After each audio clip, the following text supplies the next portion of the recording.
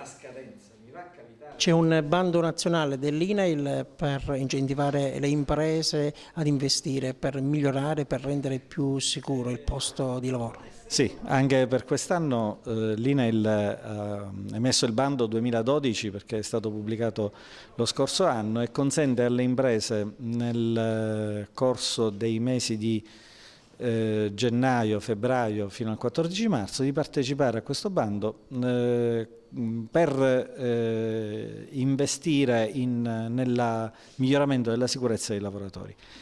È un'opportunità per le imprese questo momento, perché sono incentivi e contributi in conto capitale a fondo perduto, pari alla misura del 50% dell'investimento prescelto. Già possiamo dire che c'è stata una buona attenzione nello scorso anno. Il bando dello scorso anno ha dato la possibilità a 33 imprese di presentare la domanda, 25 delle quali sono state ammesse al contributo, e sul mercato in questo momento possiamo immettere un contributo a fondo perduto pari a 1.107.000 euro. Quali sono le condizioni, i termini e le modalità? Le condizioni che l'impresa abbia rispettato il minimo della sicurezza previsto dalle normative e che nel progetto di investimento si pensi di fare quel di più a favore della sicurezza dei lavoratori.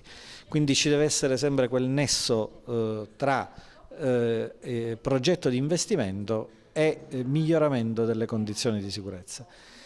Le domande si fanno tutto online, i termini vanno già c'è in atto la possibilità di simulare la domanda, di verificare il proprio punteggio e fino al 14 marzo si possono inserire le istanze. Il bando ISI dell'INAIL è certamente una grande opportunità, ma qual è il livello di sicurezza nel territorio agrigentino?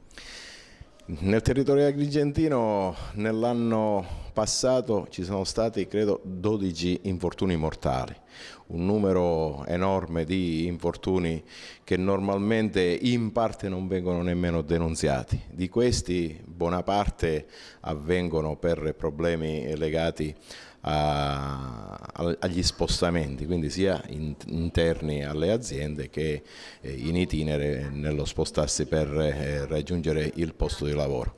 Questi bandi ISI contribuiscono a sostituire macchinari, impianti che non hanno le condizioni di sicurezza adeguate.